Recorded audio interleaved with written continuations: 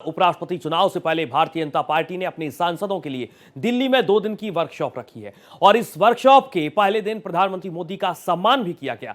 Workshop में 4 session होंगे। इस दौरान बीजेपी सांसदों को उपराष्ट्रपति चुनाव के दौरान वोटिंग करने का सही तरीका बताया जाएगा। वर्कशॉप के पहले दिन जीएसटी 2.0 के लिए प्रधानमंत्री मोदी का आभार भी जताया गया। प्रधानमंत्री मोदी के सम्मान के साथ इस वर्कशॉप की शुरुआत हुई। तो आपको बता दें कि दिल्ली में बीजेपी सांसदों की 2 दिन की वर्कशॉप है। वर्कशॉप के पहले दिन प्रधानमंत्री मोदी को सम्मानित किया गया और इस वर्कशॉप में एनडीए के तमाम सहयोगी दल जो सांसद उन्हें भी आमंत्रित किया गया। जीएसटी रिफॉर्म के लिए प्रधानमंत्री मोदी को सम्मानित किया गया। उपराष्ट्रपति चुनाव के लिए बीजेपी सांसद एनडीए के सहयोगी दलों की यह वर्कशॉप, बैलेट पेपर पर सही निशान लगाने के लिए ट्रेनिंग, चुनाव के दौरान पेन के सही इस्तेमाल की ट्रेनिंग को लेकर इस वर्कशॉप का आयोजन किया गया है। बैलेट पेपर को सही तरीके से मोड़कर बॉक्स में डालने की ट्रेनिंग पर भी इस पर सबसे ज्यादा इसी पर फोकस ये वर्कशॉप में रहना बेहद जरूरी है सांसदों के लिए। 9 सितंबर को उपराष्ट्रपति का चुनाव होगा। बीजेपी सांसदों की 2 दिन की वर्कशॉप का आज पहला दिन है और बीजेपी सांसदों के साथ साथ एनडीए के जितने सहयोगी दल हैं उनके सांसद भी इस वर्कशॉप में शामिल होने के लिए पहुंचे हैं। दिल्ली में संसद परिसर में आयोजित वर्कशॉप में सबसे पहले प्रधानमंत्री नरेंद्र मोदी को सम्मानित किया गया। प्रधानमंत्री नरेंद्र मोदी ने जीएसटी में जो रिफॉर्म किया है, पार्टी उसके लिए उन्हें सम्मानित कर रही है। इसके बाद बीजेपी सांसदों की ट्रेनिंग शुरू हुई।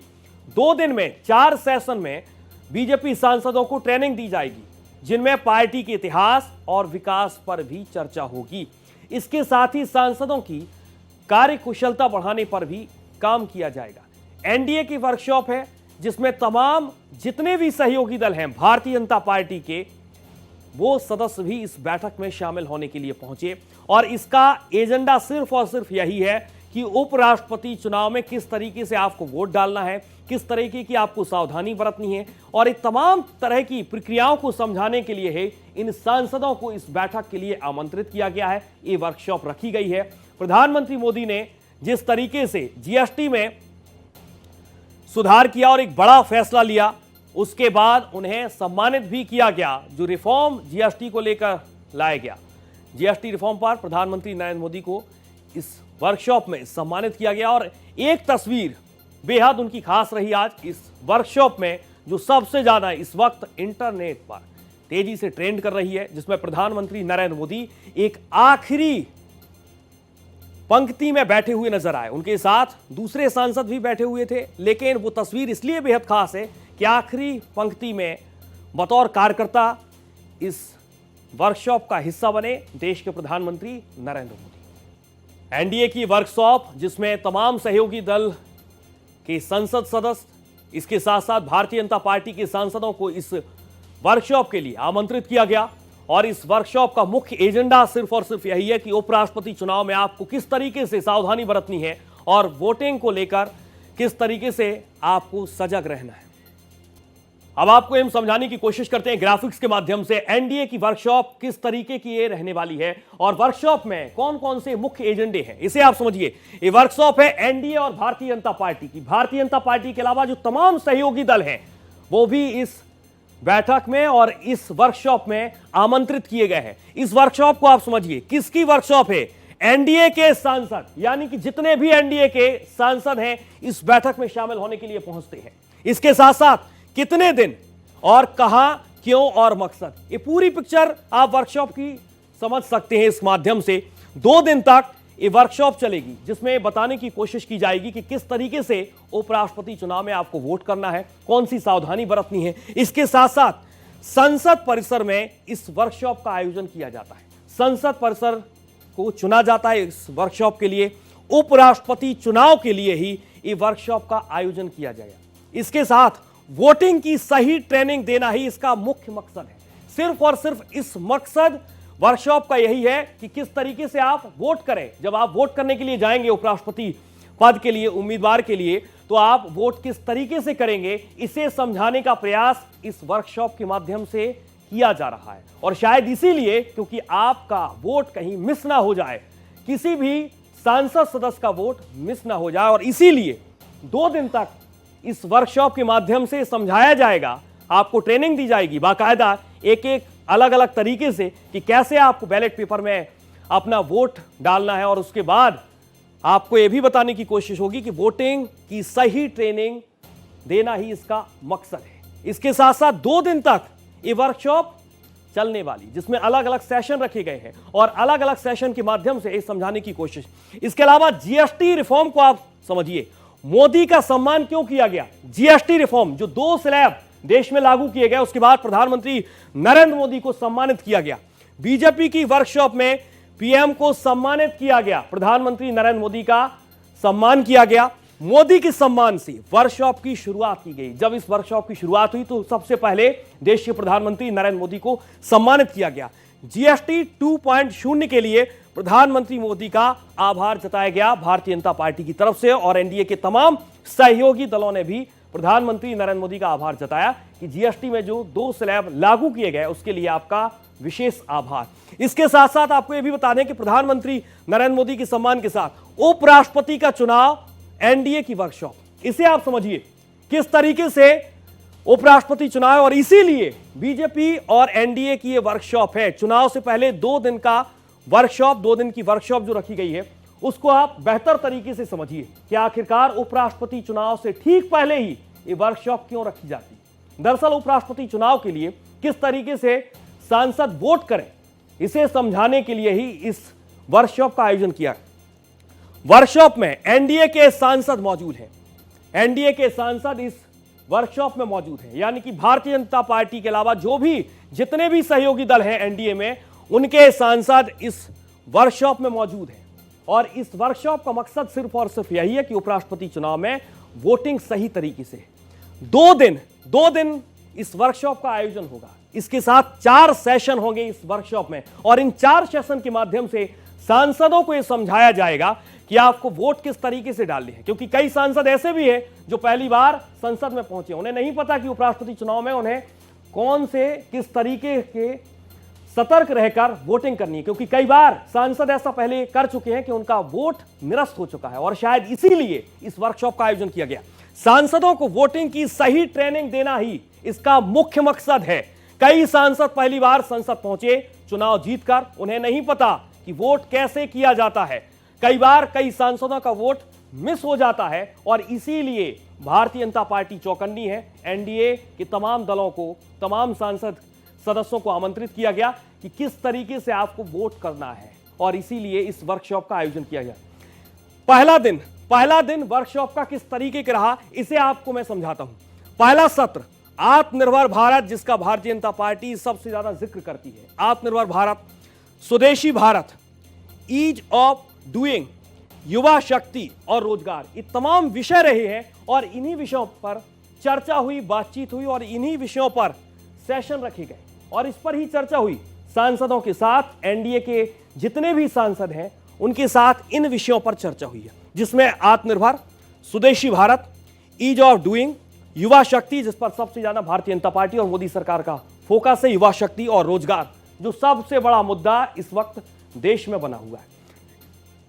इसके साथ साथ आपको ये बता दें कि दूसरा सत्र सोशल मीडिया का प्रभावी प्रयोग, सोशल मीडिया किस तरीके से इफेक्ट होगा राजनीति में, सांसदों को यह भी समझाने का प्रयास यहां पर किया जा रहा है कि सोशल मीडिया का प्रभावी प्रयोग किस तरीके से रहने वाला है आने वाले वक्त में। इसके साथ साथ तीसरा सत्र आप समझिए, तीसरा सत्र है दूसरे दिन, तीसरा सत्र संसदीय समिति की कार्यवाही का महत्व समझाने का प्रयास किया जाएगा कि संसदीय समिति की कार्यवाही जो चलती है उसका क्या महत्व है संसद में।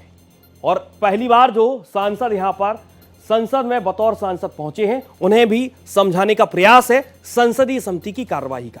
इसके अलावा चौथा सत्र प्रधानमंत्री सूर्य घर योजना, यानी कि पीएम सूर्य घर योजना, सागरीय, ग्रामीण और शहरी क्षेत्र, ये तमाम योजनाएं हैं जिनके बारे में भी सांसदों को समझाने का प्रयास इस वर्कशॉप के माध्यम से किया जा रहा है। तो ये तमाम सत्र हैं। दूसरे दिन तीसरा और चौथा सत्र होगा।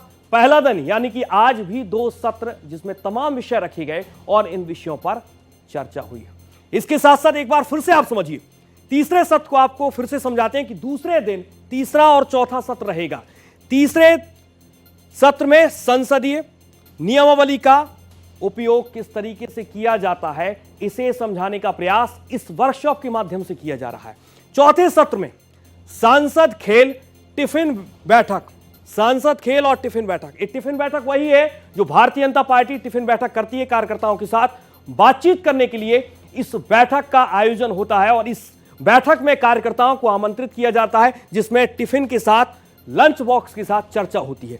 इसके अलावा सोशल मीडिया का प्रभावी प्रयोग, यानी कि किस तरीके से इफेक्ट हो रहा है राजनीति में सोशल मीडिया का, इसे भी इस वर्कशॉप में समझाने का प्रयास किया जा रहा है। इसके साथ साथ ये तीसरा और चौथा सत्र बेहद महत्वपूर्ण रहने वाला है इस वर्कशॉप का, जो एनडीए और भारतीय जनता पार्टी की वर्कशॉप है।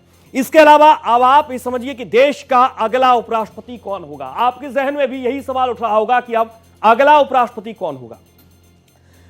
नाम है सीपी राधाकृष्णन, जो एनडीए की तरफ से उम्मीदवार है। इसके साथ बी सुदर्शन रेड्डी इंडी ब्लॉक के उम्मीदवार हैं। 9 सितंबर को तारीख आप भी नोट कर लीजिए, 9 सितंबर की तारीख है जब उपराष्ट्रपति पर वोटिंग होगी और इसी दिन उपराष्ट्रपति का चुनाव होगा। तब इसका ऐलान हो जाएगा कि आखिरकार कौन देश का अगला उपराष्ट्रपति होगा, यानी कि रिजल्ट आपके हमारे सामने होगा।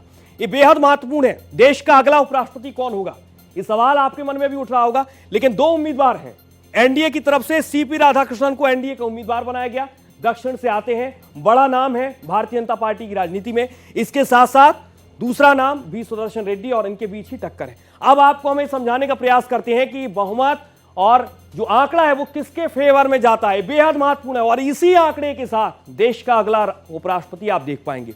उपराष्ट्रपति चुनाव का समीकरण आपको समझाता हूं मैं। बहुमत है 392, यानी कि जिसका राष्ट्रपति होगा उसे 392 संसद के सदस्य चाहिए होंगे। लेकिन वर्तमान में क्या है, कुल सांसद 782 हैं, जिसमें एक तरफ लोकसभा के सांसद और दूसरे तरफ हैं राज्यसभा के सांसद, और इन दोनों सदनों के जो सांसद हैं वही उपराष्ट्रपति का चुनाव करते हैं। और इसी के साथ सरकार के साथ, यानी कि एनडीए के साथ 427 हैं, 427 सांसद एनडीए के साथ हैं, जो बहुमत से बहुत आगे निकल कर जाते हैं और एनडीए बहुमत से बहुत आगे है। इसके अलावा विपक्ष के समीकरण को भी समझिए। विपक्ष ने अपना उम्मीदवार उतार दिया, लेकिन उसके पास सिर्फ 355 सदस्य हैं, जो बहुमत से बहुत कम है, और इसीलिए ये फेवर पूरा एनडीए के पक्ष में, यानी कि भारतीय जनता पार्टी के पक्ष में जाता हुआ नजर आ रहा है। अब आपको ये समझाते हैं कि किस तरीके से ये चुनाव होगा। कुल सांसद 782 हैं, जिसमें 542 सदस्य लोकसभा के हैं। इसके अलावा 240 सांसद राज्यसभा के, और इन दोनों सांसदों को मिलाकर ही इस संख्या पहुंचती है 782। इसके साथ अब आपको ये बताते हैं कि राजनीतिक सफर किस तरीके का इनका रहा है। इसके अलावा आपको यह भी समझाने का मेरा प्रयास होगा कि किस तरीके से राजनीतिक सफर सीपी राधाकृष्णन का रहा। इनाम है सीपी राधाकृष्णन, दक्षिण की राजनीति में बड़ा नाम है। 31 जुलाई 2024 को महाराष्ट्र के गवर्नर, इनका राजनीतिक सफर हम आपको बता रहे हैं कि किस तरीके से इनके राजनीतिक सफर की शुरुआत हुई, कहां कहां ये पहुंचे। 2023-24 में झारखंड के राज्यपाल भी रहे, गवर्नर के पद पर रहे। 2023 से 2024 में सीपी राधाकृष्णन दक्षिण की राजनीति में एक बड़ा नाम और कई राज्यों के राज्यपाल रहे। तमिलनाडु बीजेपी अध्यक्ष भी रहे 2004 से 2007 तक।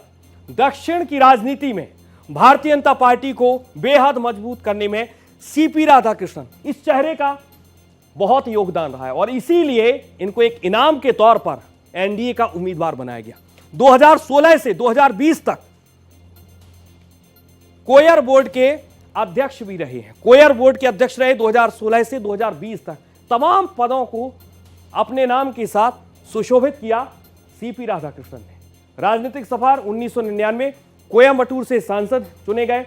31 जुलाई 2024 महाराष्ट्र के गवर्नर रहे। इसके साथ साथ आपको ये भी बताना कि 2023 और 24 में झारखंड के राज्यपाल रहे। 2004 से 2007 तक तमिलनाडु में बीजेपी अध्यक्ष भी रहे। सीपी राधाकृष्णन जो एनडीए के उपराष्ट्रपति पद के उम्मीदवार हैं, उनके राजनीतिक सफर के बारे में हमने आपको ये बताया।